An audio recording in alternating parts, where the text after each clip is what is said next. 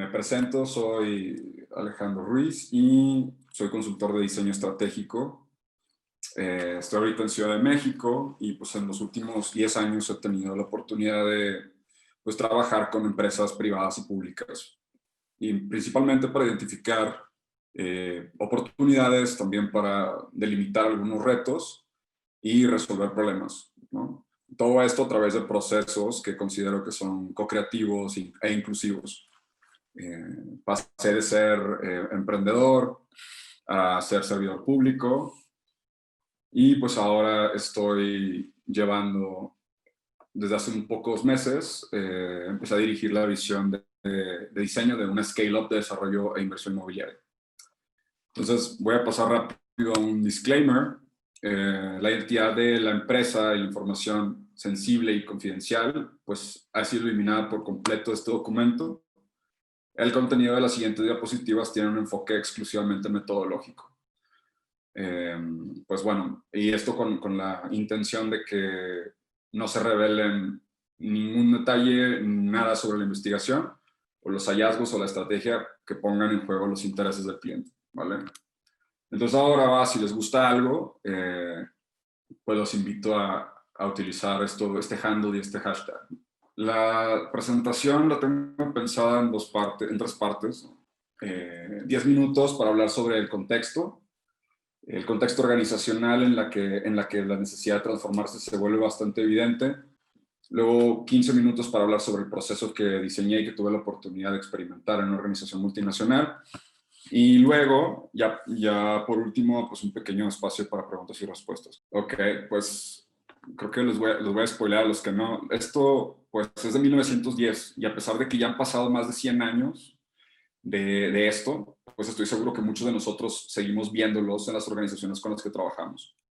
Entonces, esto te habla pues de que al final seguimos haciendo pues las cosas de la misma forma que hace 100 años, ¿no? Y eso es preocupante para el contexto que estamos viviendo ahora. O sea, creo que habrá que buscar datos en México, pero según investigaciones de Estados Unidos, la glorieta o la rotonda, depende de qué región vengan, pues es más segura y eficiente.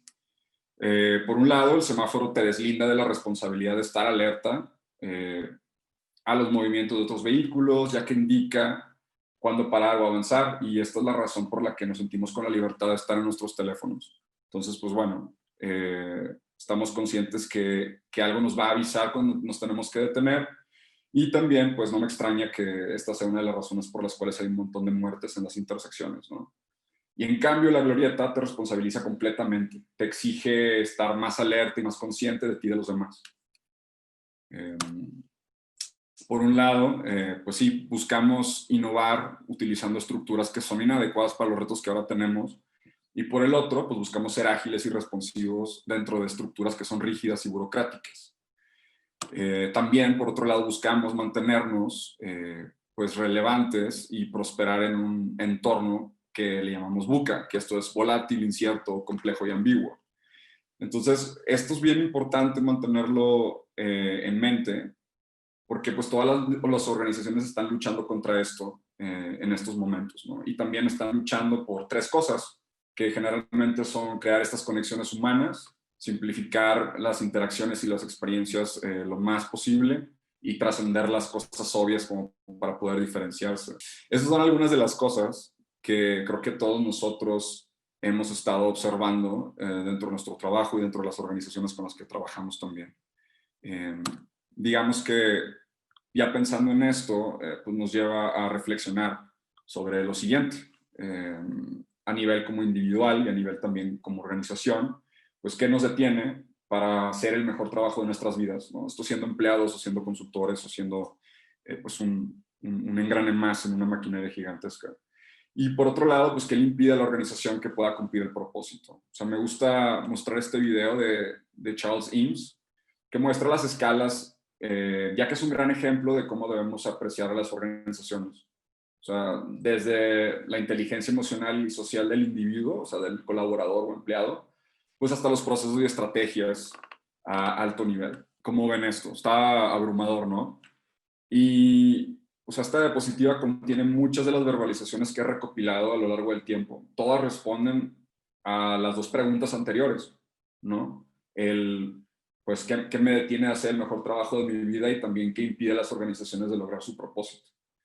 Entonces, pues seguro si ven con detalle van a poder identificar entre estas cosas algunas pues de las cosas con las que se pueden relacionar ahora mismo. Y esto está bien fuerte porque al final, pues al final son cosas fundamentales, ¿no? Son cosas fundamentales y con base en todo lo anterior que les estaba platicando, pues evidencia la necesidad de transformarse, ¿no? Entonces con estas dos preguntas voy a pasar al tema del proceso. O sea, por un lado, ¿qué tan lista está tu organización para la transformación? Y por otro, pues, ¿qué necesitas transformar para poder superar este contexto de VUCA y también para poder mantenerte relevante en el mercado? ¿No? Y pues ahora ya voy a pasar al proceso y les voy a platicar sobre pues, los pasos que utilicé en conjunto con alrededor de 70 personas para abordar estos retos. Y bueno, pues en esta primera diapositiva les quiero mostrar a nivel muy general y muy macro, pues como este marco conceptual y de trabajo que utilizamos en esta organización. A diferencia de otros procesos en los cuales hay un tema muy lineal, ¿no? En el que tienes que empezar una cosa, luego terminar otra, y son lapsos de tiempo bastante grandes, este nos ayudó a poder tener como un diagnóstico y una estrategia activa. ¿Y a qué me refiero con esto? A que constantemente se van observando y se van como reflexionando sobre las cosas que están sucediendo mal dentro de la organización o que podrían suceder mejor en función a los objetivos que se tienen, ¿no? Ya partiendo de identificar esto, pues podemos empezar a indagar sobre la estrategia. ¿Qué estrategia vamos a necesitar en este momento para seguir avanzando? Si todo esto lo metemos en un embudo, vamos a llegar a obtener algunos insights, que son pues, algunos hallazgos clave que nos van a ayudar a poder empujar estos cambios, ¿no?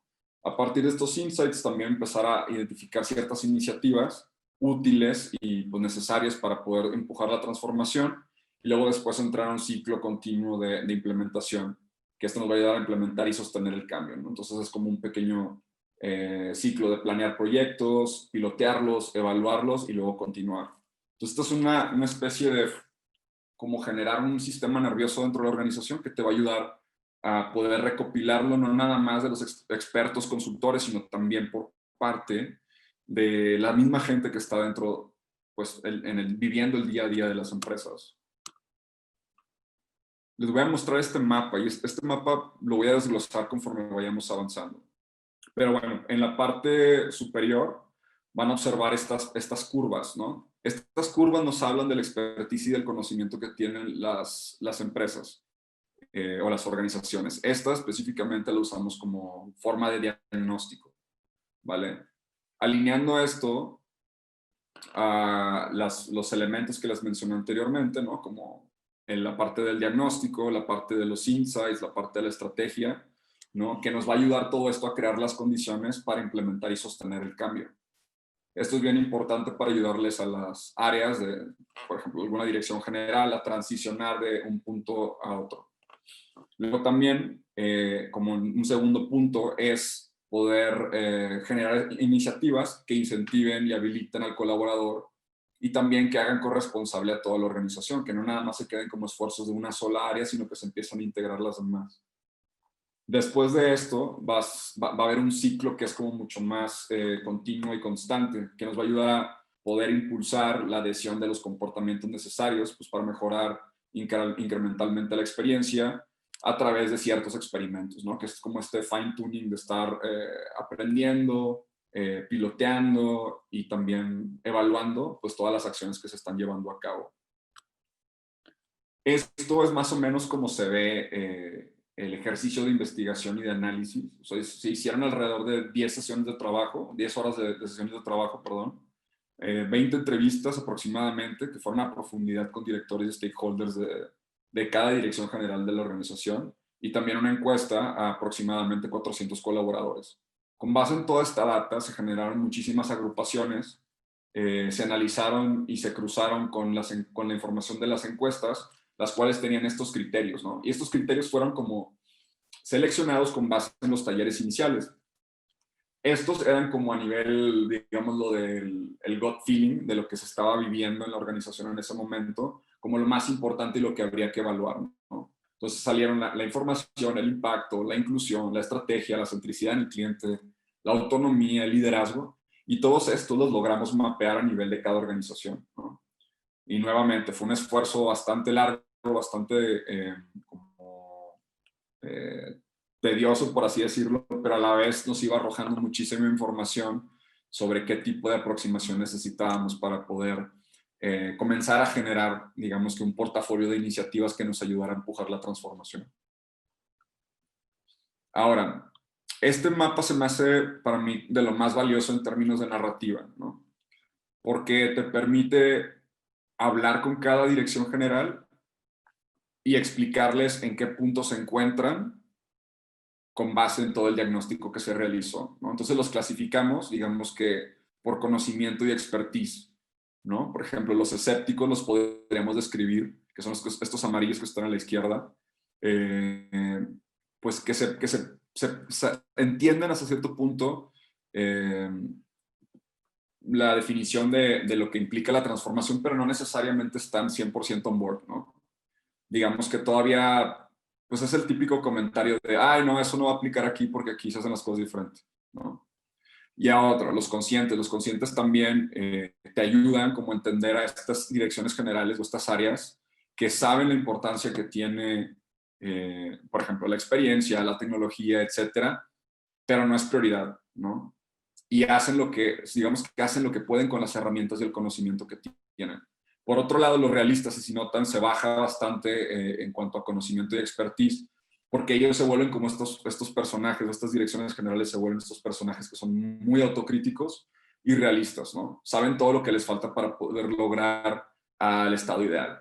Y en este diagnóstico, pues ninguna dirección general apareció en este aspecto de lo centrado, ¿no? Ninguno estaba centrado, digamos que en este objetivo, que era una visión mucho más alineada a las necesidades de los clientes. Entonces, esta narrativa ya nos ayudó a poder iniciar estas conversaciones y a generar el momentum que necesitábamos y también a poder generar estas alianzas para empujar las iniciativas. No les puedo enseñar como tal los insights, pero sí les puedo mostrar los componentes culturales de la organización que identificamos, ¿no? Está esta parte de la afiliación, que sería pues cómo definimos y cultivamos las relaciones, el propósito, cómo nos orientamos y dirigimos la organización, la autoridad, cómo compartimos el poder y tomamos decisiones, las reuniones, los recursos, la maestría, cómo vamos haciéndonos más expertos, la parte de innovación, que es bien importante, cómo aprendemos y evolucionamos, compensaciones, cómo pagamos y proveemos. Y bueno, me podría ir leyéndoles cada una de ellas, pero aquí lo importante es que cada una de estas componentes eran respaldados por data cuantitativa y data cualitativa. Digamos que todo lo que aprendíamos en los workshops lo validábamos con todas las entrevistas que hacíamos y con las encuestas que lanzamos. Entonces, digamos que estos componentes eran esos aspectos fundamentales a los que les teníamos que prestar atención. Y si notan, son muy diversos. Por ejemplo, por un lado hablamos de compensación, o sea, cómo pagamos y proveemos, ¿no? Y por otro lado estamos hablando de cosas un poquito más abstractas como el propósito, ¿no? O cosas más tácticas como la estructura. Entonces, una vez que tuvimos todo esto identificado, fue de mucha utilidad para comenzar a entrar a un proceso de ideación muy riguroso en el que se identificaron muchísimas iniciativas. Y aquí el rigor entra en cuanto a la etiquetado o la categorización de las iniciativas, ¿no? Entonces, las iniciativas las identificamos por el tipo de componente cultural al que pertenecían y también a las categorías del estado actual de las direcciones generales en la organización.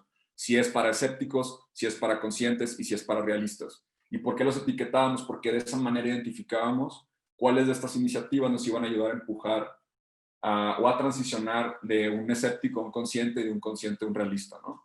Entonces, de esta manera ya teníamos como una agenda. Y si me regreso tantito acá atrás, pues la idea es que pudiésemos crear las condiciones para el cambio, que pudiésemos también identificar y habilitar todo lo que se necesita para poder ir transicionando hacia este estado ideal de experimentación y una vez estando ahí, pues poder seguir de largo y seguir como experimentando, mejorando e ideando algunas cosas.